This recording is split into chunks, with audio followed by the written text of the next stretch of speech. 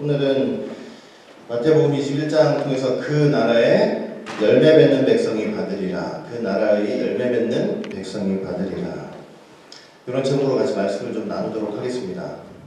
자, 우리 집사님이 기도도 해주셨지만 이제 40일 동안 사순절입니다. 이 사순절 동안 뭘 하면은 우리가 의미 있게 이렇게 예배도 보낼 수 있을까 많이 고민을 했는데 이제 마음의 결정을 했어요. 어떻게 할 결정을 했냐면, 여러분들 마태복음을 보시면은 마태복음 오늘 이제 본문이 21장이죠. 21장부터 28장까지를 보시면 이제 전부 다 어떤 내용이냐면 예수님의 예루살렘 입성으로부터 시작해가지고 예수님의 부활 사건까지를 쭉 다 기록을 해놓은 장이에요. 21장부터 28장까지를 보시면, 물론 이제 우리가 사순절 기간 맞이해서 각자 또 처소에서 성경을 읽고 계시겠지만, 또 주일날 이렇게 같이 저하고 이렇게 한 장 한 장 상고해 보는 것도 의미가 있을 거라고 제가 생각을 했습니다. 그래서 총 부활주일까지 7주간이 있는데, 7주일이 있는데, 그 7주일 동안 21장부터 28장까지를 저랑 같이 이제 어떤 마음으로 이제 같이 말씀을 들으시면 되냐면, 성경을 한 구절 한 구절 같이 읽는다는 그런 기분으로 같이 말씀을 좀 참고를 했으면 좋겠습니다. 이제 오늘은 그 중에서 21장인데 1절부터 46절까지 있어요. 근데 뭐 지뢰 법을 내지 마시고 그냥 한 구절 한 구절 이 말씀이 우리에게 무엇을 말씀하시는지, 그리고 예수님이 이제 예루살렘 입성하셔가지고 고난 받으시기까지 어떤 여정들이 있었는지 하나하나 읽으시면서 차분히 좀 생각해보고 상고하고 묵상해보는 그런 시간을 가진다 생각하시고 그렇게 좀 동참을 해주셨으면 좋겠습니다. 그래서 이 7주간은 우리 친교 끝나고 나서 성경 공부하는 거는 없습니다. 주일날 우리 이 말씀 상고하는 걸로 그냥 7주간 계속 그렇게 가도록 하겠습니다. 자, 그래서 오늘은 이제 21장이에요. 21장인데 이제 제목은 그 나라의 열매 맺는 백성이 받으리라. 이제 결론적으로는 바로 저런 이제 결론이 날 거예요. 나중에 이제 말씀을 드리겠지만, 이 마태복음 21장은 이제 예수님께서 이제 마지막 그 십자가 순환을 준비하시고 또 맞이하시기 위해서 예루살렘으로 입성을 하시는 장면이 기록이 되어 있습니다. 예수님께서 전 생애를 걸쳐서 이제 총 7번 예루살렘을 방문하셨어요. 근데 이게 바로 7번째예요. 이제 마지막 예루살렘 방문이 되시는 거예요.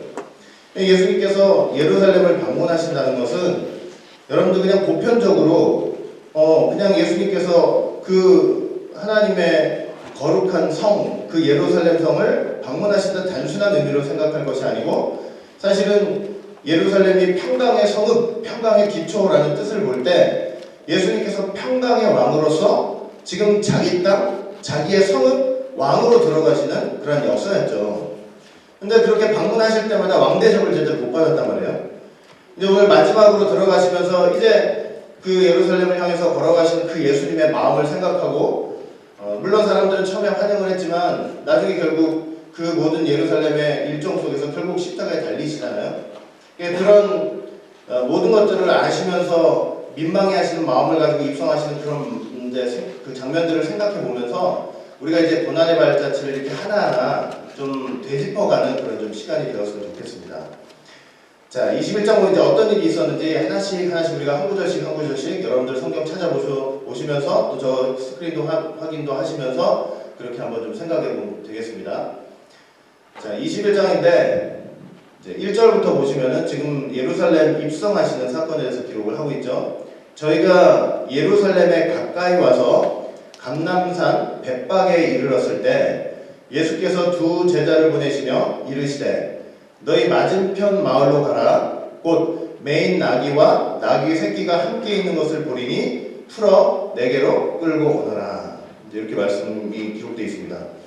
저기 보면 벳박에가 있죠. 벳박에는 예루살렘에서 아주 가까운 성읍이에요. 여러분 베다니 많이 들어보셨죠? 베다니는 예루살렘에서 약 3km 정도 떨어진 곳이에요. 상당히 가깝죠? 근데 그거보다 더 가까워요. 이제 코앞에 바로 예루살렘이 있어요. 예수님께서 이제 여리고를 통해서 거쳐서 이제 벳박에까지 딱 도착을 하셨을 때 예수님이 어떤 명령을 하셨냐면 두 제자를 부르셔가지고 이 마을 건너편에 가면 뭐가 있을 거라고요? 메인 나귀와 나귀 새끼가 함께 있는 것을 볼 테니 그걸 보고는 풀어가지고 내게 이제 끌고 오너라 이렇게 명령을 사실은 하셨죠. 예수님께서 제자들에게 저렇게 명령을 하신 것은 이미 그 맞은편에 그 시간 그 장소에 나귀와 나귀 새끼가 함께 있는 것을 보셨기 때문이죠. 그러니까 저렇게 보시고 제자들에게 명령하셨다고 할 때 바로 저것이 예수님의 신성과 예수님의 하나님 되심을 사실은 증명하고 있는 계시적인 사건이 된다는 것을 우리가 알 수가 있는 거예요. 그리고 나귀와 나귀 새끼 입장에서는요, 사실은 그 시간 그 장소에 있었기 때문에 그 나귀 새끼를 통해서 예수님께서 예루살렘 입성하셨죠. 하나님의 구속사 속에서 너무나 귀하게 이렇게 사용되는 그런 역사가 사실은 있었던 거예요. 우리도 항상 신앙생활하면서 그 시간 그 장소에 있는 게 상당히 중요할 거라고 저는 생각을 합니다. 여러분, 경건이라는 게 뭐냐면요, 경건이 뭐냐면 결국은 뭐냐면 그 시간 그 장소에 있는 거예요. 경건의 대표적인 사람이 에녹이잖아요. 300년 동안 하나님과 동행을 했어요. 근데 여러분, 동행했다는 게 어떤 의미겠어요? 동행했다는 것은 뭐냐면 하나님께서 항상 그 시간 그 장소에 눈길을 돌리셨을 때 바로 거기에 그 시간에 있었던 거예요. 그렇게 동행하는 삶을 통해서 하나님의 뜻을 이루고 또 하나님의 구속사 속에서 크신 역할을 감당할 수 있었다는 거죠. 우리도 저렇게 나귀와 나귀 새끼 정말 미물이지만 그 시간 그 장소에 항상 그 자리 경건의 삶을 통해서 여러분들이 구속사 속에서 저가 항상 하나님의 귀한 일꾼으로 사용되는 귀한 역사가 좀 있었으면 좋겠습니다. 자, 그리고 저렇게 이제 보게 될 테니까 그래서 끌고 오라 이렇게 명령을 하셨죠. 그러면서 무슨 말씀을 하시냐면 3절 보니까 만일 누가 무슨 말을 하거든 주가 쓰시겠다 하라 그리하면 즉시 보내리라 하시니 이렇게 말씀이 기록되어 있어요. 자, 예수님께서 제자들을 보내셨어요. 지금 어디서 보내셨어요? 벳바게라는 곳에서 보내셨죠. 두 제자 보내시면서 나귀와 나귀 새끼를 보면 끌고 오라고 하셨는데 그 나귀와 나귀 새끼 주인이 있었을 거 아니에요? 그 주인한테 가가지고 그냥 무턱대고 끌고 올 수는 없는 일 아니에요. 그렇죠? 근데 예수님께서는 제자들에게 뭐라고 무턱대고 명령을 사실은 하신 것처럼 보이냐면 그 나귀 새끼를 보거든 어떻게 하라는 거예요? 주가 쓰실 테니까 근데 내놔라 이거죠? 그러면 즉시 보내리라 이렇게 말씀을 하시는 거예요. 그러면 이거는 사실은 상식적으로는 일어날 수가 없는 일이죠. 여러분들 아무리 내가 정말 구닥다리 자동차 같은 거 하나 갖고 있다 할지라도 누가 여러분들 어느 날 갑자기 찾아와가지고는 주가 쓰실 테니까 이 차를 좀 내놓으시고 그러면 어떻게 생각을 하겠어요?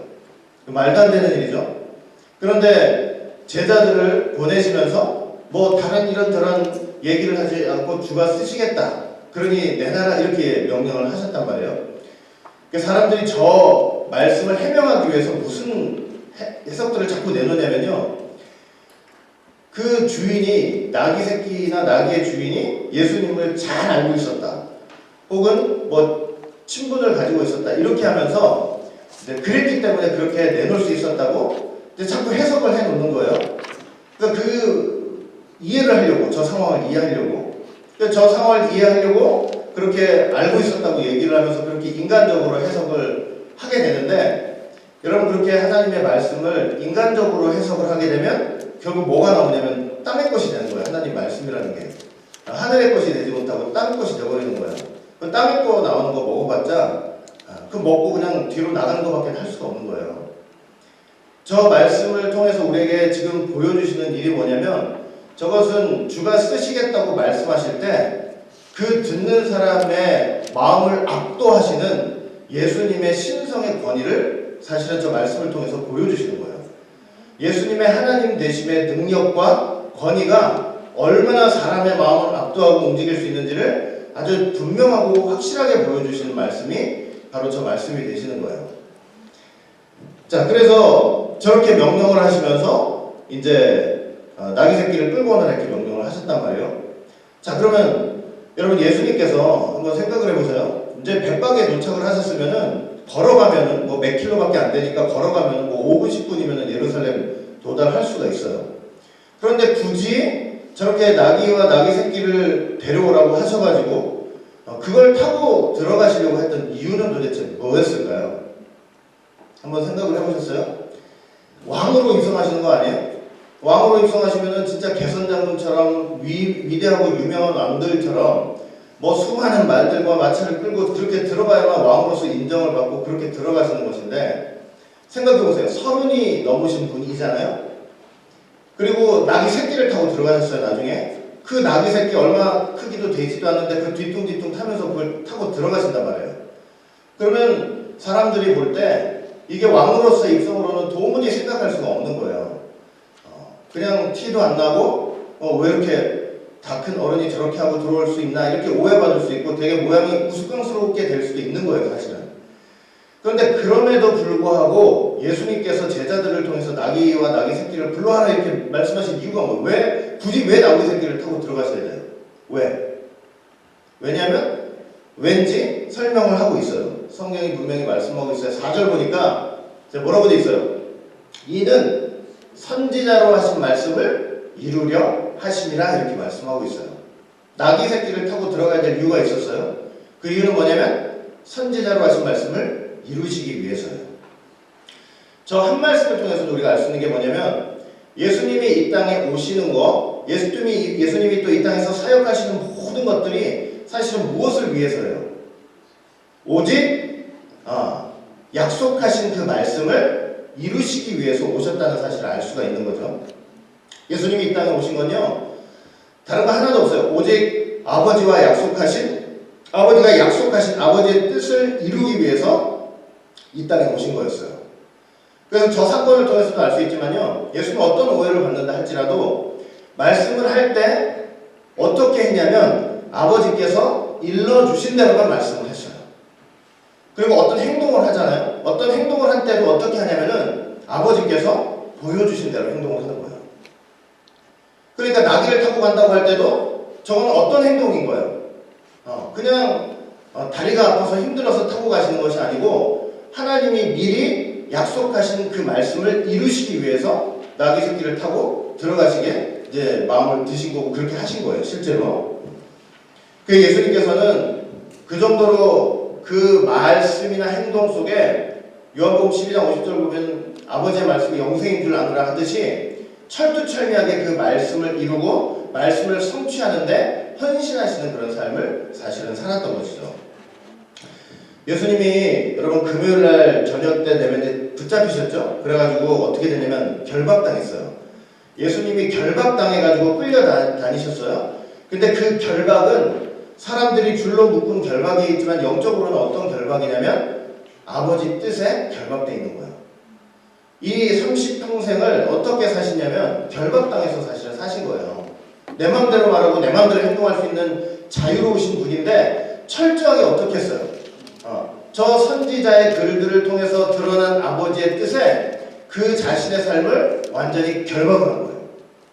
그리고 그 결박된 상태에서 아버지의 뜻만을 이루시기 위해서 그렇게 사셨던 삶이었던 거예요.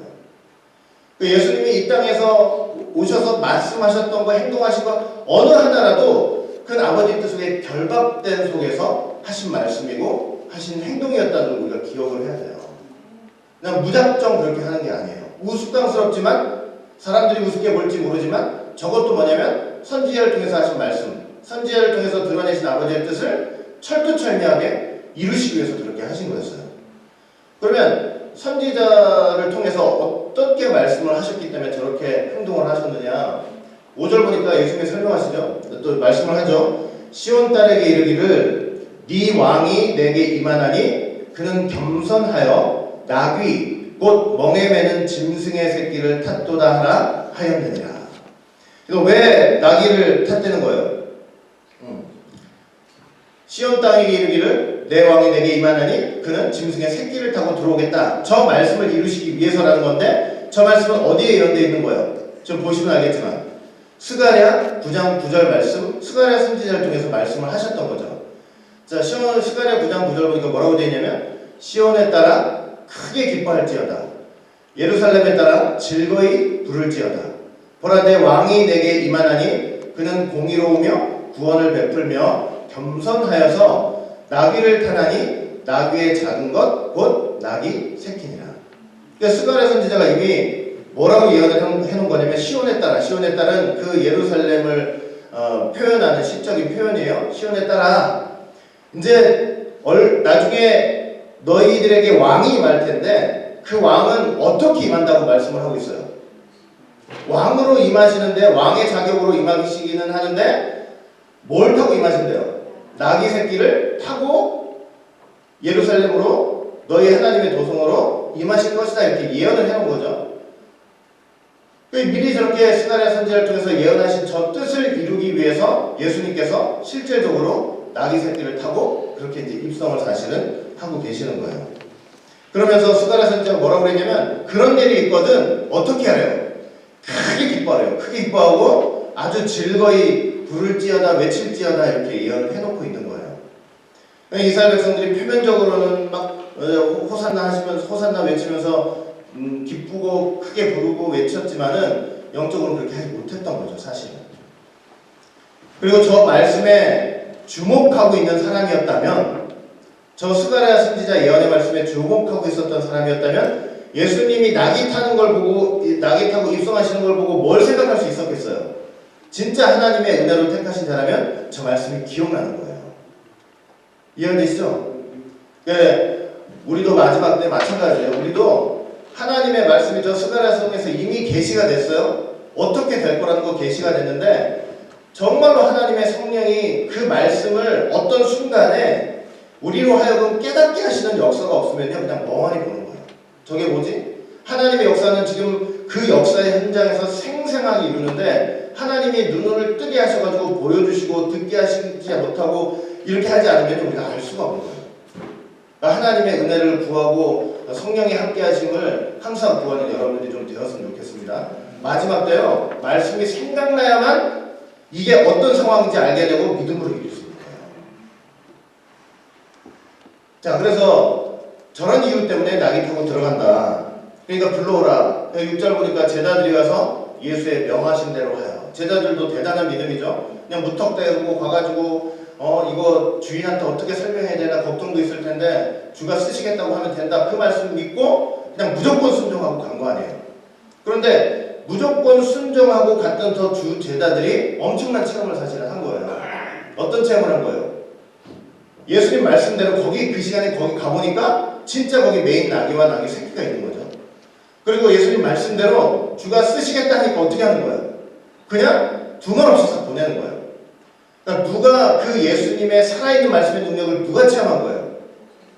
머리로 이해가 안 되고 이걸 어떻게 해야 되나 말씀대로 해야 되는데 이거 어떻게 해야 되나 걱정하는 것에도 불구하고 그런 거 다 이기고 가서 말씀에 순종하는 사람들이 말씀의 능력을 체험하는 거예요.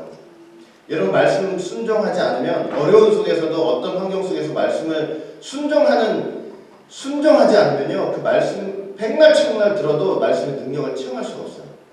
들었는데 가지 않으면 보지 못하는 거예요. 자 이제 끌고 와요. 나귀와 나귀 새끼를 끌고 와서 자기들의 겉옷을 그 위에 얹음에 예수께서 그 위에 타시니 이제 끌고 와가지고 뭐 안장 같은 게 없으니까 겉옷을 이제 벗어가지고 안장처럼 놓고 예수님께서 이제 그 나귀 새끼를 타고 이제 입성을 하시는 거예요. 나귀 새끼를 타시니 예수님이 나귀 새끼를 타시니 자, 저 모습은 지금 이제 상상을 해보세요. 예수님이 나귀 새끼 타셨어요. 지금 나귀와 나귀 새끼를 끌고 왔지만 실제로 타신 건 뭐냐면 나귀 새끼를 타신 거예요. 자, 이제 타셨어요. 그 모습을 한번 상상해 보시라고요. 자, 그런 모습으로 예루살렘으로 입성한다고 할 때는 예수님이 왕으로 오시는 거지만 어떤 왕으로는 오시는 게 아니에요. 세상적인 권력을 가진 강력한 통치자로 오시는 것이 아니고 뭘로 오시는 거예요?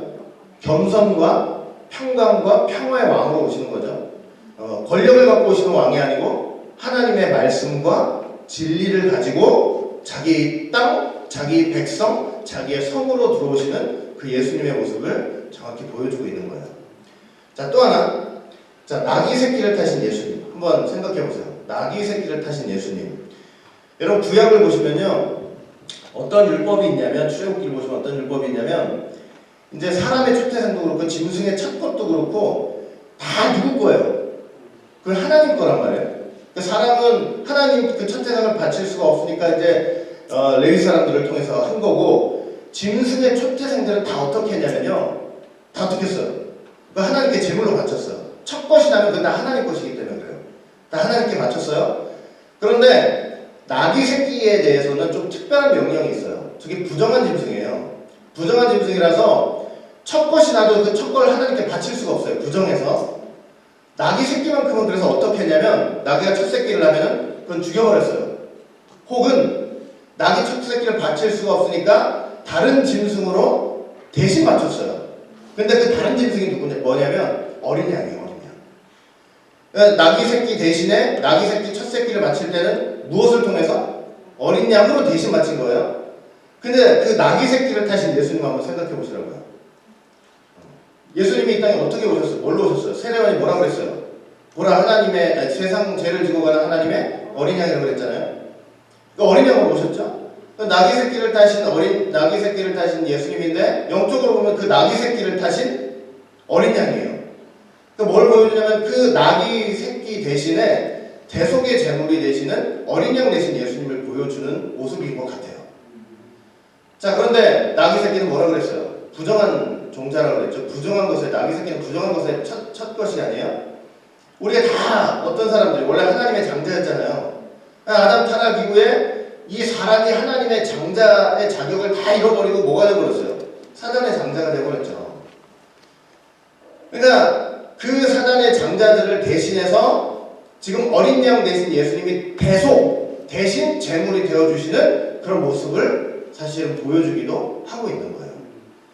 마땅히 우리가 마땅히, 아까 나귀 새끼는 어떻게 했었어야 돼요? 원래는 그냥 죽여야 돼요. 그냥 그거는 대속이고, 그러니까 죽여야 되는데 어린 양이 대속을 해주셨듯이 우리 대신 예수님께서 어린 양이 되셔가지고 우리의 대속제물이 되셔서 그렇게 지금 예루살렘으로 입성하시는 그 모습을 보여주고 있는 게 나귀 새끼를 타신 예수님의 모습이 사실은 되는 거예요. 그런 모습으로 사실은 들어가고 계셨던 거죠. 자, 그렇게 들어가시는데 8절 보니까 무리의 대부분은 그 겉옷을 길에 펴며 다른 이는 나뭇가지를 베어 길에 펴고 앞에서 가고 뒤에서 따르는 무리가 소리질러 가로되 호산나 다윗의 자손이여 찬송하리로다. 주의 이름으로 오시는 이여 가장 높은 곳에서 호산나 하더라. 사람들이 어떻게 했어요? 예수님 나귀 타고 가는 그 길에 자기 겉옷을 벗어가지고 나귀 그 길에 다 깔았죠. 그리고 나뭇가지를 베가지고 길에 딱 펴서 또 그걸 밟고 가시는 거예요. 저 나뭇가지는 어떤 거였어요? 어떤 나뭇가지였어요? 종려나뭇가지죠. 저걸 베어가지고 길에만 깐 것이 아니고 다른 복음서를 보면 손에 들고 이제 흔들면서 예수님께 외쳤단 말이에요. 종려나무는 구약으로부터 쭉 볼 때 어떤 영적인 의미가 아니면 승리의 의미가 있어요. 승리, 영광, 승리의 의미가 있어요. 그래서 우리가 저 예수님의 예루살렘 입성을 뭐라고 부르냐면 승리의 입성이라고 부르는 거예요. 그리고 저 주일날 입성하신 저 주일을 뭐라고 부르는 거예요? 종려주일이라고 부르는 거예요. 자, 진정한 승리죠. 실제적으로 역사적으로는 예수님이 십자가에서 돌아가셨지만 영적으로는 완전한 승리, 사단에 대한 완전한 승리를 이제 가지고 들어가시는 그런 모습을 이제 보여주고 있는 것이죠. 호산나 다윗의 자손이요. 호산나가 무슨 뜻이에요? 호산나. 우리를 구원하소서라는 뜻이죠. 그리고 다윗의 자손이요. 이건 이제 메시아에 대한 사실은 고백이죠. 자, 저렇게 많은 인파들이 옷을 깔고 나뭇가지도 깔고 그걸 흔들면서 큰 소리로 호산나 다윗의 자손이여 라고 외치지만 저 무리가 이제 어떻게 돼요? 나중에 지금 주일이죠? 월, 화, 수, 목, 금 이제 한 5일만 지나면 어떻게 되냐면 대제사장들의 충동을 받아서 그 살인강으로 도둑놈 바라바를 풀어주고 예수를 십자가에 못 박으라고 그렇게 했던 폭도로 변해버린 거예요. 그 예수님께서 저 환영 인파 속에 그 모든 것들을 보시면서 지금 이제 예루살렘으로 입성을 하시는데 그 민망하고 그 안타까운 마음을 하늘 아래 땅 위에서 누가 그걸 알고 깨달았냐고요. 그러니까 여러분들이 지금이라도 알았기 때문에 정말 저 사람들이 저렇게 종려나무 가지를 들면서 외쳤던 그 외침은 며칠도 안 가서 폭도의 외침이 되어버렸지만 여러분들은 믿음으로 진심으로 호산나 다윗의 자손이여라고 외치면서 하나님의 참된 도성 예루살렘 성 백성으로서 평강의 왕을 온전히 믿음으로 맞이하는 이 고난주간 그리고 순환주간이 되었으면 좋겠습니다. 자, 10절 들어갔어요. 예수님 들어가셨더니 온 성이 어떻게 했어요? 소동하여 가로되 이는 누구뇨? 참 재밌어요. 예수님이 가는 곳마다 이는 누구뇨라는 소동이 있었어요. 여러분 이 광야 교회 이스라엘 백성들도 출애굽기 16장 보시면 처음 만나가 딱 내렸잖아요. 그 만나가 내렸을 때 만나에 대해서 뭐라고 그랬어요? 이것이 무엇이냐 그랬죠? 예수님이 탄생하셨어요. 마태복음 2장 보시면 예수님 탄생 기사가 나오는데 이제 동방박사들이 이제 예수님의 탄생을 예고했더니 사람들이 뭐라고 그랬어요? 온 성이 소동하면서 유대인의 왕으로 나시니가 누구냐? 그리고 지금 예루살렘 입성하시는데도 뭐라고 그래요? 소동하면서 이는 누구냐? 그러니까 예수님은요 어디를 가나 무슨 얘기를 들으시는 거예요? 이가 누구냐? 이것이 누구시냐? 이것이 누구냐? 이가 누구냐? 이런 말씀을 들으시는 거예요. 예수님 오시기 전에 700년 전에 이사야 선지자가 있죠. 이사야 선지자가 예수님이 이제 이 땅에 오실 걸 봤어요. 근데 이사야 선지자는 당연히 메시아가 오시고 예수님이 이 땅에 오시면 어떻게 할 줄 알았냐면 사람들이 막 쌍수를 들고 그 예수님을 환영하고 반길 줄 알았단 말이에요. 그런데 계시를 받으면서 깜짝 놀란 거예요. 어떻게 깜짝 놀랐냐면 눈으로 봐도 보지 못한다는 거예요. 귀로 들어도 듣지를 못한대요.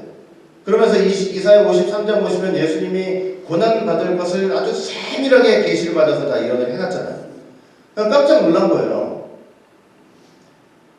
여러분 예수님께서 이 자기 백성들 가운데 오셨는데 이렇게 보면서도 깨닫지 못하고 들으면서도 알지 못하는 이런 엄청난 상황에 대해서 이사야 선지자도 놀라움을 사실은 금치 못했던 거예요. 우리 신앙생활 가운데 그래서 뭐냐면 절대로 예수님에 대해서 이가 누구뇨, 이는 누구뇨 하는 그런 물음이 있어서는 안 되죠. 소동하면서 내 마음에 소동하면서 이는 누구뇨 하는 물음이 있으면 안 돼요. 근데 이는 누구뇨라는 물음이 왜 나오냐면 성경을 읽지 않고 성경을 알지 못하게 되면요 내 마음에 계속 뭐가 드냐면 이는 누구뇨가 나오는 거예요. 여러분들은 저는 끝까지 성경 말씀을 붙들고 그 성경을 알아가는 과정 속에서 절대 우리의 입술 속에는 뭐가 나오면 안 되냐면 이는 누구뇨가 나오면 안 돼요. 끝까지 예수님이 어떤 분이신지 성경을 통해서 공부함을 통해서 예수님을 점점 깊이 알아가는 그런 과정이 있어야지 내 입에서 이가 누구냐 하는 순간이 그건 안 되는 거예요. 그건. 소동하는 세대는요 구원받을 수가 없어요. 11절 보니까 무리가 가로되 갈릴리 나사렛에서 나온 선지자 예수라. 그러니까 저 정도의 이해했던 거예요. 저 정도의 이해. 사람들은. 자, 그런 상황에서 저렇게 예루살렘에 입성을 하신 거예요. 자, 성전에 들어가서 가지고 이제 어떤 일이 일어나냐면 여러분들 잘 아시는 성전 청소가 있었죠. 12절 보니까 성전에 들어가서 성전 안에서 매매하는 모든 자들을 내어 쫓으시고 돈 바꾸는 자들의 상과 비둘기 파는 자들의 의자를 다 둘러 엎으셨다고 그랬죠. 자, 매매하는 자들은 누구예요? 성전 안에서 그 재물들, 제사에 필요한 재물들을 사고 파는 사람들이고 또 돈 바꾸는 자들은 누구예요? 성전에서 쓰는 화폐가 따로 있으니까 외국 화폐를 가져오는 걸 바꿔주는 사람들이고 또 비둘기 파는 자들, 정결 예식에 보면 비둘기가 사용되는데 그걸 파는 자들이었어요. 그러니까 인간의 편의를 위해서 지금 성전을 시장통으로 만들어버린 거예요. 인간의 편의를 위해서. 예수님께서 어떻게 하시냐면 다 쫓아내시고 상을 엎으시고 그냥 의자를 둘러 엎으시면서 성전을 청소했어요. 성전의 참 주인된 자격으로 성전을 완전히 깨끗하게 이제 청소를 하신 것이죠. 근데 여기는 지금 예수님이 입성하시면서 종려주일날 한 걸로 이렇게 기록이 되어 있지만 실질적으로는 저건 월요일날 일어난 사건이에요. 월요일날 일어난 사건. 성전을 정하시면서 무슨 말씀을 하시냐면 내 집은 기도하는 집인데 너희들은 어떻게 만들었다고요? 강도의 굴렬로 만들었다 이렇게 말씀을 하셨어요. 그래서 강도의 굴렬이라는 것은 뭐 도둑놈 소굴로 만들었다는 거죠. 도둑놈 소굴. 물건을 사고 파는 것 같지만 저 도둑놈 소굴을 만들었다는 것은 사람의 영혼을 사고 파는 그런 도둑놈 소굴을 만들었다는 의미랑 똑같아요. 계시록 18장 보시면 이 멸망당할 바벨론이 매매하던 상품이 있었는데 그 상품의 품목 중에 하나가 뭐라고 그랬어요? 사람들의 영혼들이라고 그랬죠? 그 사람들의 영혼을 사고 파는 도둑놈 소굴이 되어버렸다고 예수님께서 한탄하고 계시는 거죠. 성전이라는 것은, 교회라는 것은요, 그래서 끝까지 여러분들 기억하세요. 끝까지 그 본질을 잊어버리면 안 돼요. 성전과 교회의 본질은요, 끝까지 어떤 게 되어야 되냐면 하나님의 말씀만을 선포하는 곳이 되어야 되고, 그 다음에 기도하는 곳이 되어야 되고, 하나님만을 찬양하는 곳이 되어야 되고, 결국은 하나님께만 영광을 돌리는 그런 곳이 되어야 돼요. 그렇게 돼야 돼. 그렇게만 돼야만 하나님의 뜻을 이룰 수 있는 성전이 되는 거예요. 그렇게 되지 않으면 성전 청소의 대상이 되는 거예요. 아무리 성전이고 교회라 할지라도. 자, 그러면서 어떤 일을 하셨냐면 소경과 저는 자들을 성전에서 예수님께서 고쳐주셨죠. 들어가셔가지고 나 잘 봐 하는 사람들 고쳐주신 적 없어요. 나 똑바로 잘 걸어 하는 사람들을 고쳐주신 적도 없어요. 여러분, 하나님의 도성, 하나님의 성전, 교회 안에서는, 예수님 안에서는 어떤 사람들이 돼야 되냐면 소경과 전은자들이 돼야 돼요. 예수님 앞에서는 소경과 전은자들이 돼야 돼요. 내가 다 본다, 다 안다 하는 거는 그건 소경이 아니죠. 내가 똑바로 걷고 있다 하는 것도 제대로 전은자들이 아니에요. 예수님 앞에서는 나 못 본다고 하고, 예수님 앞에서는 난 똑바로 걷고 싶은데 그게 안 된다고 하는 그런 전은자들이 돼야 돼요. 여러분, 여러분들 지금 예수 믿고 다 하나님 아들 돼가지고 지금 어떤 과정 속에 있어요, 다들? 성화죠, 성화. 성화가 뭐예요, 성화가 여러분, 이 세상에서 하나님 보시기에 완벽한 사람이 되는 거예요? 그건 성화가 아니에요, 그건 성경이 말씀하고 있는 성화가 아니죠. 성화는 완벽한 사람이 되는 게 성화가 아니고, 성화는 뭐냐면 예수님 안에서 내 연약함을 깨닫고 그 나라 갈 때까지 예수님만 바라보는 게 바로 성화예요. 성화는 내 자신의 연약함, 하나님 앞에서 소경된 나, 똑바로 걷고 싶고 잘하고 싶은데도 늘 절 수밖에 없는 그 나를 인식하고 끝까지 하나님만 바라보고 말씀만 의지하는 게 바로 성화예요, 성화. 이 세상에서는 완벽할 수가 없잖아요. 그러니까 그런 자들이 돼야만 성전 안에서, 교회 안에서, 예수님 안에서 예수님의 고침을 받는 그러한 귀한 역사를 체험할 수 있는 것이죠.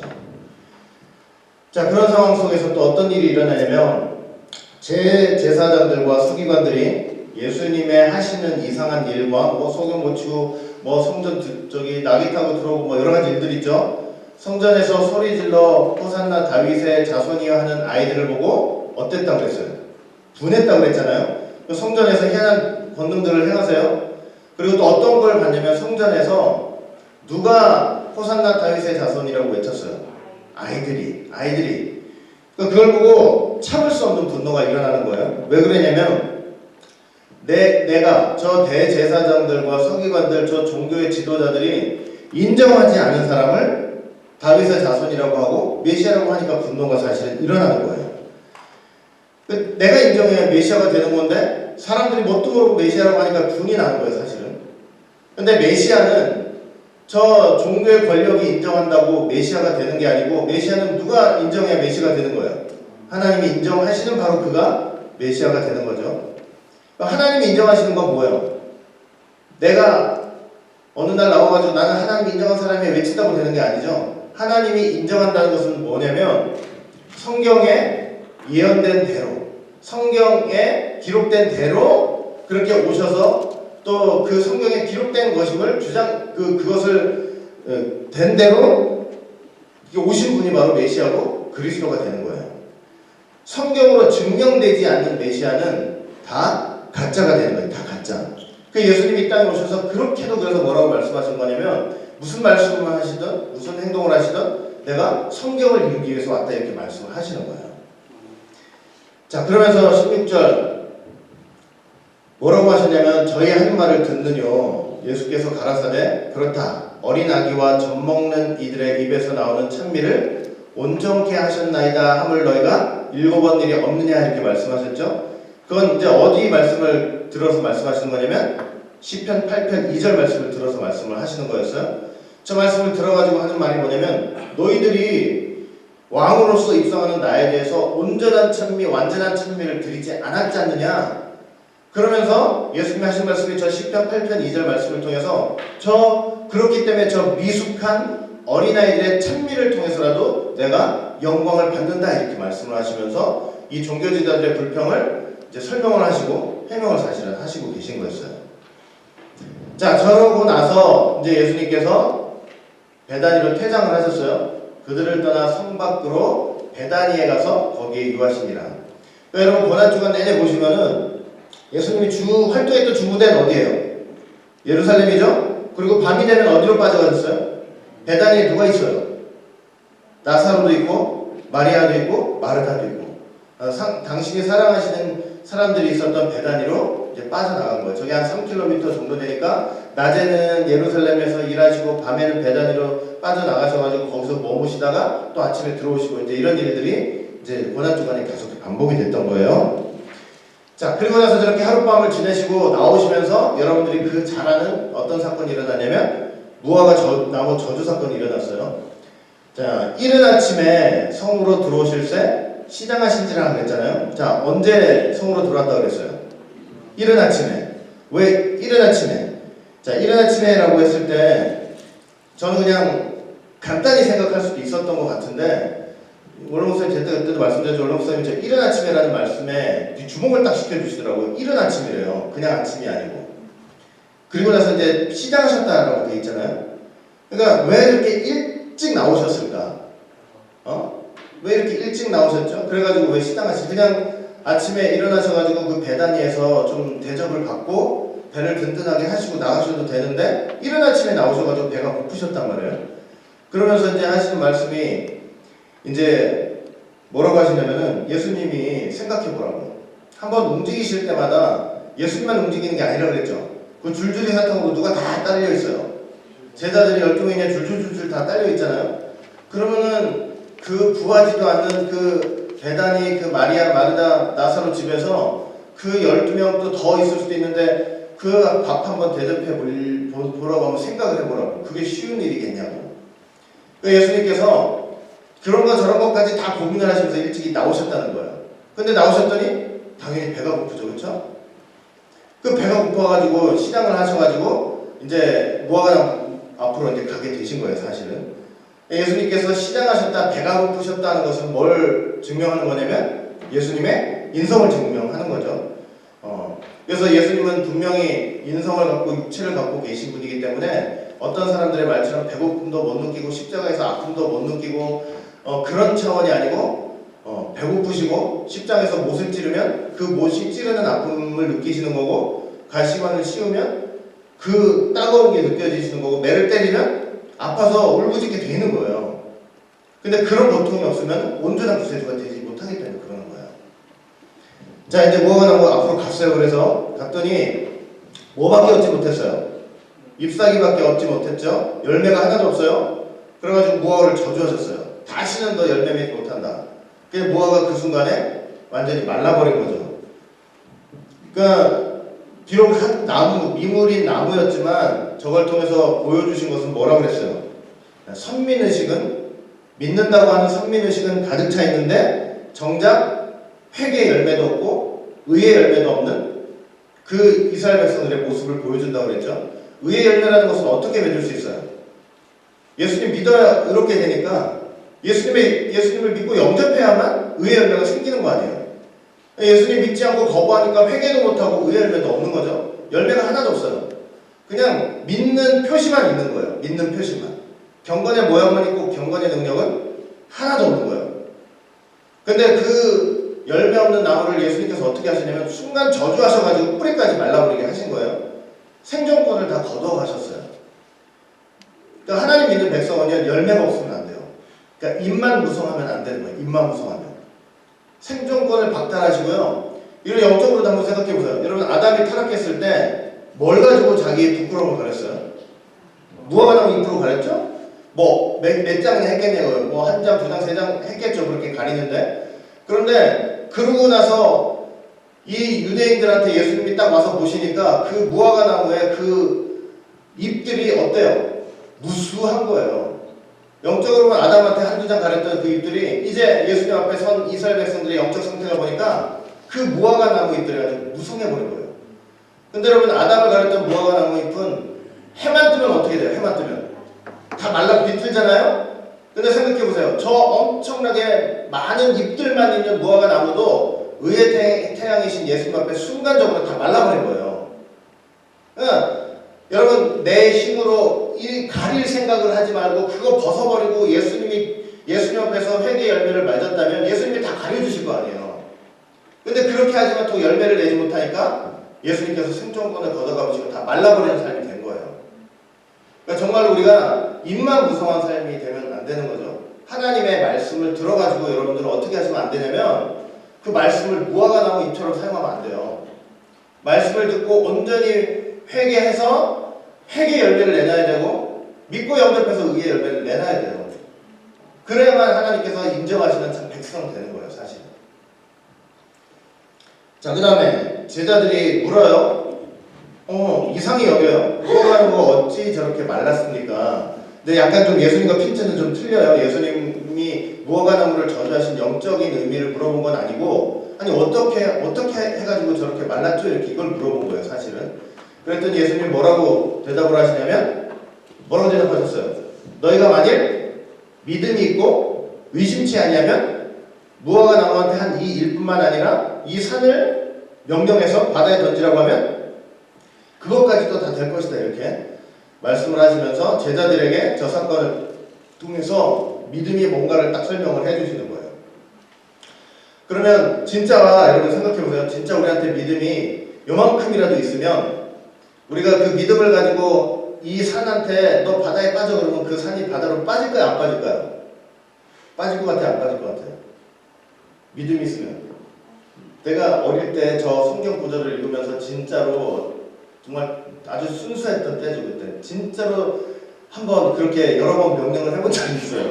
진짜 믿음이 있다가 저렇게 된다니 한번 해보자 하는 마음으로 진짜 순수한 마음에 어린 철없는 마음에 해본 적이 있는데 절대 그런 일은 없을 거예요. 왜 없겠어요? 산이 바다에 빠지면은 이 천지가 진동한다는 소리인데 하나님께서 절대로 이 세상을 정하실 때까지는 진동하게 만드는 저런 일이 벌어지지 않도록 하세요. 왜 그러겠어요? 이 세상은 하나님께서 구속사를 이루어나가는 터전이 되시기 때문에 그렇죠. 그러니까 그 뜻을 다 이루실 때까지는 저런 일은 없을 거예요. 아무리 우리가 기도하고 믿음으로 명령을 한다고 해도. 그러면서 하시는 말씀이 너희가 기도할 때 무엇이든지 믿고 구하는 것은 다 받으리라 이랬단 말이에요. 그러면서 지금 무화과 사건을 통해서 야 정말 믿으면 너희들 믿잖아? 그럼 하나님께 구해. 그러면 하나님께서 다 주실 거야. 저 다는 뭐냐면 산을 바다로 던지는 것까지 포함하는 것이 아니고 하나님이 그 개인과 택한 백성을 구원하시는 그 구속사의 경륜 속에서 필요한 것들을 넉넉하게 제공하신다는 그런 의미가 있는 거예요. 그것만큼은 다 주신다는 거예요. 우리를 구원하는 데 필요하신 모든 것들. 알겠죠? 자, 무화과 사건 다음에 이제 어떻게 하셨냐면은 이제 성전에 들어가셨어요. 성전에 들어가셔가지고 가르치시니 그랬죠? 성전에 들어가 가르치실세 제 제사장들과 백성의 장로들이 나와 가로되 내가 무슨 권세로 이런 일을 하느뇨? 또 누가 이 권세를 주었느뇨? 이렇게 물었어요. 자, 이제 종교 지도자들이 예수한테 이제 묻는 장면이에요. 근데 예수님이 보세요. 성전에 들어가서 뭐 하셨다고 그랬어요? 가르치실세 그랬죠? 가르치다가 헬라어로 디다스코죠. 제가 여러 번 말씀드렸죠? 예수님의 중요 사역 중에 하나가 가르치는 사역이라고 그랬어요. 내일 모레면 여러분, 이제 내일 모레면 예수님 돌아가시는 말이에요. 십자가에 엄청나게 큰 환란의 시기를 만났어요. 그런데 예수님은 그런 엄청난 환란을 앞두시고도 뭐 하신 거예요? 성전에 들어가셔가지고 가르치시는 사역을 했어요. 끝까지 가르치시는 사역을 한 거예요. 다니엘 배우신 분들 알겠지만 다니엘 11장 보시면 마지막 때 이제 적그리스도가 일어나죠. 근데 그 적그리스도의 모형으로 역사 속에 일어났던 사람이 누구냐면 안티오쿠스 4세, 에피파네스예요. 안티오쿠스 4세. 근데 그 안티오쿠스 4세가 무슨 짓을 했냐면 성전에다가 제우스 신상을 딱 세워놨어요. 그리고 유대인들이 제일 싫어하는 거 돼지죠, 돼지. 돼지 잡아가지고 피 뿌리고 심지어 뭐라고 그러냐면 뭐 할례도 못하게 만들고 안식일 지키거나 율법을 지키면은 율법 하나님 말씀 지키는 사람들 다 죽여버렸어요 그냥. 그러니까 그런 엄청난 환란의 때가 있었어요 사실 유대인들한테. 그리고 그걸 통해서 앞으로 우리에게도 그런 환란의 때가 있을 것을 사실 말씀을 하는 거예요. 그런데 그런 순간에 여러분 성경 딱 보니까 수많은 사람들이 언약을 배반한대요. 남 얘기는 듣지 마시고 수많은 사람들이 언약을 배반하고 거짓말하면서 그 믿음의 자리를 다 뛰쳐나오는 거예요. 그런데 어떤 사람들이 있다고 얘기를 했냐면 하나님을 아는 용맹한 사람들이 돼요. 용맹한 사람들. 그러니까 여러분들은 어떤 사람들이 돼야 돼요? 그런 엄청난 환란 속에서도 하나님을 아는 용맹한 사람들이 되고 지혜로운 사람들이 돼야 되죠. 근데 그런 사람들이 그 환란의 때 뭐를 하냐면 많은 사람들을 가르친다고 했어요. 가르친다. 그 말씀 지키면 죽이는 세상 속에서도 어떤 일을 하냐면 생명을 걸고 끝까지 뭐냐면 하나님의 말씀을 가르쳐서 깨우치고 알게 하는 그런 엄청난 사명을 감당한다고 예언을 사실 하고 있는 거죠. 우리 교회도 또 여러분들의 삶들도 그렇고 여러분 어떤 삶 속에서도 어떤 환란의 시기가 와도 이게 지금 말씀 가르친다고 이게 무슨 소용이냐 이럴 게 아니고 끝까지 어떻게 해야 되냐면 하나님의 말씀과 진리를 가르치는 그런 용맹한 백성이 되시고 지혜로운 백성이 되시길 바라겠습니다. 자, 그런 상황 속에서 이제 제 종교 지도자들이 나와가지고 너 이렇게 성전 청소하고 이런 거 다 무슨 권세를 가지고 이렇게 하는 거야 이렇게 물었단 말이에요. 이제 권세 문제 가지고 이제 따지는 거죠. 자, 예수님 뭐라고 대답하셨어요? 여러분들 잘 알지만 뭐라고 얘기를 하셨어요? 뭐라고 물어보셨어요? 뭐라고 되물어보셨냐면 25절 보니까 뭐라고 되물어보셨어요? 요한의 세례가 어디로서 왔느냐? 하늘로서냐? 사람에게로서냐? 이제 오히려 예수님이 되물으셨어요. 너 무슨 권세로 이런 일들을 하는 거야? 이렇게 묻는 지도자들한테 되려 이제 요한의 세례를 가지고 물으셨어요. 자, 저 요한은 어떤 요한을 가리켜요? 세례요한이죠, 당연히. 세례요한이 누구예요? 세례요한이 누구냐면 요단강에서 광야에서 회개의 세례를 베풀었던 사람이죠. 예수님도 요한한테 세례를 받으셨죠. 그리고 요한은 어떤 사명을 감당했냐면 예수님 앞서 미리 와가지고 사람들이 예수님을 잘 믿을 수 있도록 털을 닦았던 사람 아니에요? 그 예수님을 증거했던 사람들이에요. 증거했던 사람이에요. 우리가 예수님 앞에 나가야 된다고 하나님 모든 세상 죄를 지고 가는 하나님의 어린 양이라고 하면서 예수님을 증거했던 사람이에요. 그런데 예수님이 너 무슨 권위로 그렇게 하는 그 지도자들한테 그러면 너 요한의 세례가 요한의 사명, 세례 요한의 사명이 하늘에서 하나님으로부터 온 거야 아니면 사람이 지도대로 한 거야 이렇게 물어본 거예요. 딱 물어봤더니 종교 지도자들이 어때요? 저희가 서로 의논했다고 그랬죠. 이걸 어떻게 대답해야 되는지 의논하는 거예요. 만일 하늘로서라고 하면 어찌하여 저를 믿지 아니하느냐 할 거라는 거예요. 그러니까 요한의 세례가 요한의 사명이 하나님이 맡겨주시는 사명이라고 대답을 한다면 어떤 상황이 오게 되냐면 그 요한은 예수님을 증거했잖아요. 그러면 하늘의 사명을 가지고 예수님을 증거했다면 너희들이 나를 믿어야지 무슨 권위 갖고 이렇게 따지면 어떻게 되느냐 이렇게 물을 수가 있는 거예요. 그리고 만약에 사람으로서 그렇게 왔다 그러니까 자기 것대로 한 거다 이렇게 되면 모든 사람이 요한을 선지자로 여기기 때문에 백성이 무서워서 대답을 못하는 거예요 사실.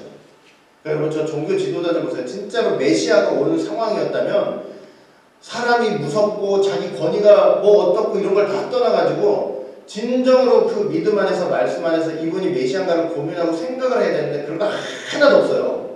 전부 다 뭐냐면 인간적인 생각에 빠져가지고 이게 메시아가 와도 메시아가 뭐 말씀이 뭐고 이런 거 의의가 뭐 하나도 생각 안 하고 있는 거예요.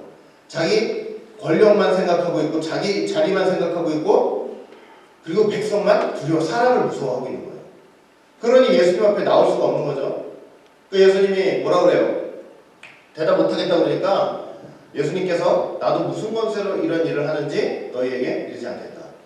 요한도 믿지 못하는데 내가 무슨 권세로 이렇게 얘기한다면은 믿겠냐고요. 믿지 않지. 그러니까 나도 대답지 않겠다. 이제 이렇게 말씀을 하신 거죠. 자, 그러면서 이제 예수님이 되려 이제 종교 지도자들한테 저 두 아들의 비유를 통해서 이제 질책을 하시는 거예요. 책망을 하세요. 자, 너희 생각에는 어떠하느냐? 이 너희는 누굴 가리켜요? 종교 지도자를 가리키는 거죠. 한 사람이 두 아들이 있는데 맏아들에게 가서 이르되 오늘 포도원에 가서 일하라 하니 대답하여 가로되 아버지여 가겠소이다 하더니 가지 아니하고 그랬죠. 한 사람이 두 아들이 있는데 맏아들은 어떻게 했어요? 공손하게 네 그랬단 말이에요. 대답은 네 했어요. 하나님 앞에서 잘 믿겠습니다. 입으로 주여 하나님 하면서 잘 믿겠습니다 해놓고 가겠습니다 해놓고 나중에 어떻게 했어요? 가지 않았죠. 입으로만 주여 주여 하는 거죠 사실은. 자 그런데 반면 둘째 아들은 어떻게 했어요? 둘째 아들에게 가서 또 이렇게 말하니 대답하되 실소이다 그랬잖아요. 실소이다. 참 저렇게 대놓고 싫다고 얘기하는 것도 큰 죄죠 사실은. 엄청나게 죄인데 그렇게 실소이다 하더니 그 이후에 어떻게 했다 그랬어요? 뉘우치고 갔으니에요. 뉘우치고 갔다. 근데 여러분 저게 뉘우치고 갔다는 게 회개가 뭔지를 정확히 보여주고 있어요. 여러분 뉘우치기만 한 건요 회개가 돼요 안 돼요? 내가 실소이다 얘기한 것에 대해서 이거 잘못된 거구나 생각하는 거예요. 뉘우치는 건 뉘우치기만 해가지고는요 회개가 되지 않아요. 가룟 유다도 잘못됐다고 생각을 했잖아요. 뉘우친 거예요. 근데 회개가 됐어요 안 됐어요? 메타노이는 안 됐어요. 완전히 돌아서고는 안 됐어요. 왜 그래요? 뉘우치기만 했지 가지 않았기 때문이에요. 그러니까 진정한 회개는 뭐냐면 뉘우치고 후회하면서 후회했다면 어떻게 하는 거예요? 바른 길을 그때라도 가야 되는 거예요. 그래야 진정한 회개가 사실은 되는 거예요. 근데 진정한 회개를 했어요. 뉘우친 후에 갔단 말이에요. 뉘우친 후에 갔어요. 자 그렇게 가가지고 참 회개가 됐잖아요. 자 그렇게 비유를 말씀하시면서 이제 얘기를 하시는 거예요. 둘 중에 누가 아버지의 뜻대로 했느냐? 누가 했어요? 둘째 아들이 그렇게 한 거죠. 뉘우치고 갔기 때문에. 자 그러면서 자 예수께서 저희에게 이르시되 내가 진실로 너희에게 이르노니 하면서 이제 맏아들과 둘째 아들이 누군지를 설명해 주시는 거예요. 세리들과 창기들이 너희보다 먼저 하나님의 나라에 들어가리라. 그러니까 맏아들은 누구였던 거예요? 유대인들 종교 지도자들이었고 둘째 아들은 누구예요? 죄인이라고 취급했던 세리들과 창기들이에요. 둘 간의 차이가 뭐예요? 그 차이만 보면 누가 사실은 하나님 뜻에 어긋나는 사람들이에요. 세리들과 창기들이죠. 그런데 이 맏아들인 유대인들은 어떻게 했냐면 종교 지도자들은 하나님 믿는다 해놓고 예수님은 영접하지 않았어요. 죄인들은 하나님 앞에 불순했기 때문에 죄인들이죠. 그런데 나중에 예수님을 믿고 영접을 했단 말이에요. 그게 바로 참된 회개가 돼가지고 그들이 너희들보다 먼저 하나님 나라에 들어갈 것이라고 이렇게 말씀을 하신 거예요. 자 그러면서 요한이 의의 도로 너희에게 왔는데 의의 도로 왔다는 건 무슨 말이에요? 회개하라 천국이 가까웠다. 예수님 믿으라 하는 그 의의 도로 왔죠. 이 예수님 믿으면 너희들 의의 열매를 내줄 수 있어. 의의 도로 온 거예요. 왔는데 너희는 누구예요? 종교 지도자들 너희는 저를 예수님을 믿지 아니하였으되 또 요한의 의의 도를 믿지 아니하였으되 세리와 창기는 믿었으며 너희는 이것을 보고도 종시 뉘우쳐서 믿지 아니하였다 이렇게 얘기하면서 너희들이 바로 예수님께서 말씀하셨던 그 맏아들이었다는 것을 지금 정확히 밝혀주시면서 말씀을 사실은 이제 하고 있었던 거죠.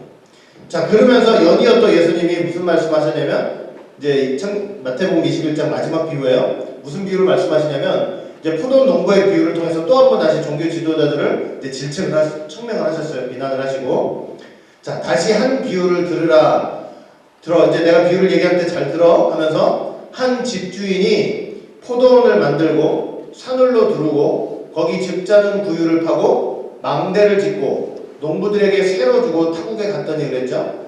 이제 한 집주인은 누굴 가리키는 거예요? 하나님이시죠.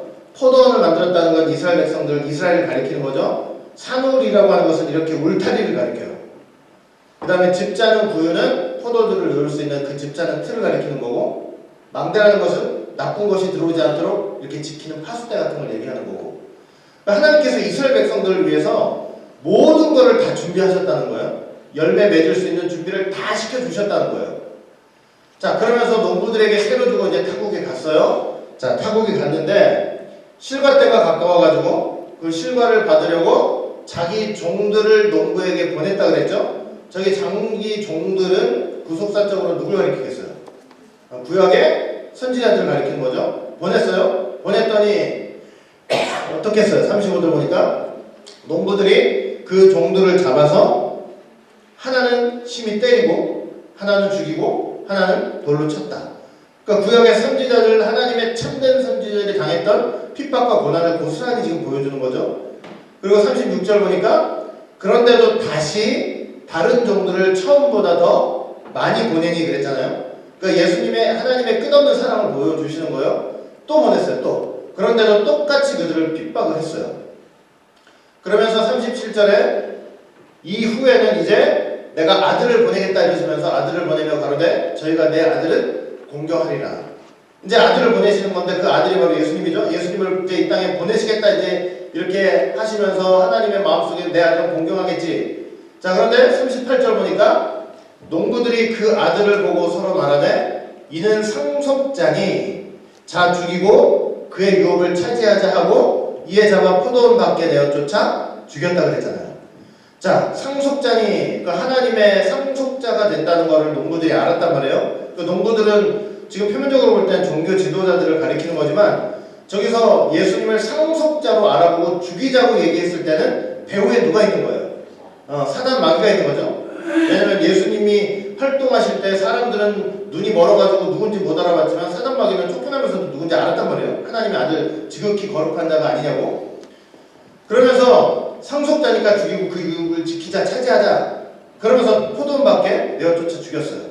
근데 실제로 그 역사적으로 일어났잖아요. 예수님을 그 포도원 밖에 예루살렘 성 밖에 골고다 언덕에다가 이제 십자가에 매달아가지고 죽여버렸단 말이에요. 그러니까 지금 이 종교 지도자들 예수님 거부하고 믿지 않고 이 마다들 같이 정접하지 않는 이 종교 지도자들 유대인들이 다 누구 손에 놀아나고 있다는 거예요. 지금 사단의 손에 놀아나고 있다는 걸 지금 말씀을 하고 있는 거예요. 자, 그러면서 40절 41절 보니까 그러면 포도원 주인이 올 때 이 농부들을 어떻게 하겠느냐. 그랬더니 41절 보니까 저희가 말하되, 저희가 누구예요? 종교 지도자들이죠. 그들이 말하되 이 악한 자들을 진멸하고 포도원은 제때 실과를 바칠 만한 다른 농부들에게 새로 줄지입니다. 저 말을 누가 하고 있는 거예요 지금? 자기 얘기인데 자기가 흥분해가지고 얘기를 하고 있는 거예요. 그렇죠? 그 여러분 말씀 못 깨닫잖아요. 예수님 말씀이 지금 비유의 말씀 아니에요. 저 말씀 못 깼다면요 저렇게 되는 거예요. 말씀을 못 깨닫으면 저렇게 돼요. 여러분 말씀 못 깨닫고 자기가 한 일에 대해서 흥분했던 대표적인 사람이 누구였는지 아세요? 다윗이었어요. 다윗이 보세요. 다윗이 자기의 충직한 장군 우리아의 아내 바세바를 취했잖아요. 하나님이 그 화나셨어요. 진노하셔가지고 누굴 보내시냐면 선지자 나단을 딱 보내시는 거예요. 그 나단이 다윗한테 어떻게 했는지 아세요? 당신 왜 그랬어? 이렇게 하지만 이렇게 한 게 아니고 노골적으로 얘기한 게 아니고 비유를 들었어요. 비유를. 그러니까 여러분 성경이 우리한테 어떻게 되는 말씀이냐면 역사적인 사실이지만 또 뭐냐면 우리에게 비유로 우리의 상태를 알려주시는 거예요. 사실은. 그리고 어떻게 해야 될 것을 보여주시는 거예요. 뭐라고 비유를 들었는지 아세요? 부자가 있고 아주 가난한 사람이 하나 있어요. 근데 가난한 사람이 가진 거라고는 그 작은 암양 새끼 하나밖에 없는 거예요. 근데 이 부자가 어떤 문제짓을 했냐면은 자기 집에 딱 손님이 왔는데 자기 집에 손님이 왔는데 그 손님 대접할 음식이 아까워가지고 어떻게 했어요? 이 가난한 사람은 그냥 딸처럼 키우는 그 작은 암양 새끼 하나 훔쳐가지고 그걸 대접해버리냐? 그러니 다윗이 그거 듣고 어떻게 했는지 아세요? 분노해가지고 자기 일인지 모르니까 분노를 가지고 그렇죠? 분노해가지고 4배나 갚아야 된다고 큰 소리 빡 치는데 나중에 나단이 뭐라고 그랬어요? 당신이 그 사람이한테 그러시는 거예요. 그래서 여러분 저 비유의 말씀은요 하나님께서 우리에게 허락하시는 말씀은 저렇게 다윗처럼 듣고 있잖아요. 그러면 그 말씀 앞에서 회개할 수가 없어요. 남 얘기로 들어요. 내 문제가 아니라고 생각해요. 그러니까 정확하게 저 말씀의 지향점과 목표점은 하나님께서 예수님을 통해서 이 땅에 주신 말씀의 목표와 지향점은 우리를 향한 것이라는 걸 여러분들이 꼭 기억하셔야 돼요. 그 역할을 해주는 거예요. 말씀 그런 역할을. 근데 깨닫지 못하니까 저희가 말하되 하면서 진멸하라고 저렇게 저러고 있는 그러니 여러분 저게 얼마나 사실은 꼭 집어가지고 너 잘못하는 것보다 더 무서운 거예요. 저게 사실은. 나중에 죽을 때 저는 이런 생각이 들어요. 아니 너한테 사람들이 그렇게 비가 와가지고 죽는데도 깨닫지 못했대요. 죽는데도. 어떻게 그럴 수가 있죠? 이렇게 비가 많이 오면 이게 하나님의 심판으로 이렇게 비가 많이 와서 죽는구나 하고 막판이라도 좀 깨닫고 가야 될 거 아니에요. 사람이 막판이라도 죽을 때라도 깨달아야죠. 근데 깨닫지 못하고 간 사람은 죽을 때까지도 깨닫지 못하고 가는 게 맞는 것 같아요. 저러고 가는 거예요. 저러고. 저희가 말하는 진멸하소서 이러고 가는 거예요. 그러니까 자기 말대로 진멸당하는 거예요. 그러니까 여러분 정말 우리가 죽을 때까지도 깨닫지 못하는 그런 지경에 가면 안 된다니까요.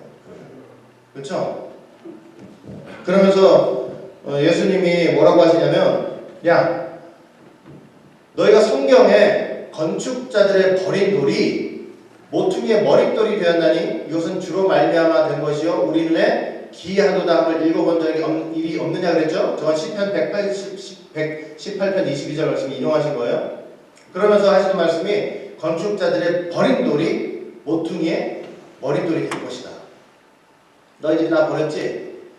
너희들이 건축자들로서 나를 버렸어요. 나를 버렸어. 그런데 그 돌이 어떻게 된대요? 모퉁이의 머릿돌이 된대요. 그러니까 유대 공동체, 유대 교회 속에서 하나님의 성전을 세워나가시고 그들을 통해 일하시려고 하는데 그 중요한 돌을 버려버렸단 말이에요. 그렇죠? 그러니까 유대인들은 하나님의 나라를 뺏기는 거예요. 그런데 그 돌이 어떻게 되냐면 모퉁이의 머릿돌. 어떤 모퉁이의 머릿돌이 되냐면 하나님께서 예수님을 통해 세우신 그 신약의 교회 공동체를 통해서 다시 하나님의 나라를 세워나가시는 하는데 그 교회 머릿돌이 바로 예수님의 그 모퉁이의 머릿돌이 예수님이 되셔가지고 그 교회 공동체를 세워나가시면서 지금 말씀을 하고 있는 거예요. 그렇죠? 자, 그런데 그게 다 주로 이건 하나님으로 말미암은 거야. 네가 그 유대인들이 예수님 믿고 영접하지 않아서 쫓아내는데 그게 믿는 자를 이방인들의 이제 세우는데 그 교회 머리가 되시고 그래서 교회 세우는 거 다 그거 하나님으로 말미암아 그렇게 된 거야. 우리 눈에 너무 신비한 일이다 이렇게 고백을 하고 있는 것을 볼 수 있는 거죠. 그러면서 결론적으로 하시는 말씀이 바로 이거예요. 여러분 이거 얼마나 불행한 일이에요. 지금 예수님이 승리의 입성을 하셨단 말이에요. 자기 예루살렘 성 자기 성읍 아니에요? 내 성읍? 예수님께서 왜 예루살렘 만드셨어요? 예수님이 왜 예루살렘 성을 만드셨냐면 왕으로서 거기 입성하시기 위해서 만드신 거예요. 아브라함 통해서 시작한 그 하나님의 나라의 역사 왜 시작하셨어요? 예수님 보내셔서 거기 왕 삼으시고 하나님 나라를 일으키시기 위해서 이제 만드신 거예요. 그런데 거기 딱 가셔가지고 예수님이 하시는 말이 뭐예요? 하나님의 나라를 너희는 빼앗길 것이다 이런 거예요. 빼앗길 것이다. 그러면서 뭐라고 그래요? 그 나라에 열매 맺는 백성이 받을 거다. 예수님 앞에서 회개하고 예수님 믿음으로 의의 열매를 받는 맺는 그 백성이 하나님의 나라를 받을 것이다 이렇게 얘기하는 거예요. 그러니 얼마나 불행해요. 저 예루살렘이 땅의 예루살렘이 얼마나 불행하게 됐냐고요. 근데 여러분 땅의 예루살렘만 불행했다고 생각하시면 우리를 하나님께서 예루살렘 삼아주신 거죠. 믿음으로. 근데 여러분들 우리 역시 주님 앞에서 예수님 앞에서 저렇게 열매 맺는 백성이 되지 못하면요. 역시 뭐냐면 너희는 그 나라 빼앗길 것이다 이렇게 되는 거예요. 그러니까 우리는 예수님 앞에서 항상 열매 맺는 백성이 돼야 돼요. 열매가 과실이 풍성한 백성이 돼야 돼요. 어떤 열매예요? 회개 열매와 의의 열매예요. 그렇죠? 날마다 예수님 의지하면서 예수님 바라보면서 말씀 의지하면서 거기서 맺는 열매들이 풍성해야 되는 거예요. 열매 맺는 백성 하나님 절대 버리지 않으세요. 따시지. 그러면서 44절 이 돌 위에 떨어지는 자는 깨어지겠고 이 돌이 사람 위에 떨어지면 저를 가루로 만들어버리겠다. 예수님이라는 돌 있죠? 그 예수님이라는 돌, 그러니까 예수님을 반대하고 예수님께 자꾸 부딪히려고 하는 사람들은요, 결국은 어떻게 된대요? 깨어지고 가루가 돼가지고 날아가 버릴 거예요. 이렇게 말씀을 하시는 거예요. 종교제들 끊임없이 그 돌 위에 부딪히고 떨어지고 그렇게 됐잖아요. 그 가루가 돼가지고 너희들 깨어져 버리고 흩어져 버릴 거야. 이렇게 말씀을 하시는 거죠. 그래놓고 뒤늦게서야 보세요. 대제사장들과 바리새인들이 그 예수의 비유를 듣고 마침내 어떻게 됐어요? 남 얘기인 줄 알았더니 내 얘기인 걸 알았어요. 자기를 가리켜 말씀하신 줄을 알고 그럼 이제 어떻게 돼요? 둘째 아들처럼 뉘우치고 돌아서야 되는데 잡고자 하나? 예수님 오히려 잡고자 하나? 무리를 무서워하니? 있는 제가 예수를 선지자로 알미었다. 끝까지 돌이키지 못하고요. 난 걸 알았으면 회개를 해야지. 난 걸 알았으면. 그 얘기가 나에 관한 이야기를 것을 알았으면 회개를 해야지. 되려 그 비유의 말씀을 통해서 회개케 하시려고 하는 그 예수님을 잡으려고 하는데 그마저도 못해요. 왜? 사람이 무섭거든. 저게 진정한 종교 지도자들 얘기하고요. 하나님 말씀 앞에 진지하게 고민하는 것도 없어요. 그 말씀이 나를 향한 말씀이라는 걸 깨달았으면 회개하는 것도 없어요. 심지어 잡으려고 하는데도 사람이 무서워서 못하는 거예요. 저런 게 무슨 종교 지도자들이냐고. 그러니까 나라를 빼앗기죠. 하나님의 나라를. 그러니까 여러분들은 절대 이렇게 예수 믿는 여러분들 절대로 그 나라를, 하나님의 나라를 여러분 절대로 빼앗기지 마세요. 빼앗기지 말고 늘 예수님 앞에서 이 회개 열매, 의의 열매를 통해서 날마다 그 나라의 열매 맺는 백성으로서 승리하시기를 주의 이름으로 축원하겠습니다. 같이 기도합니다.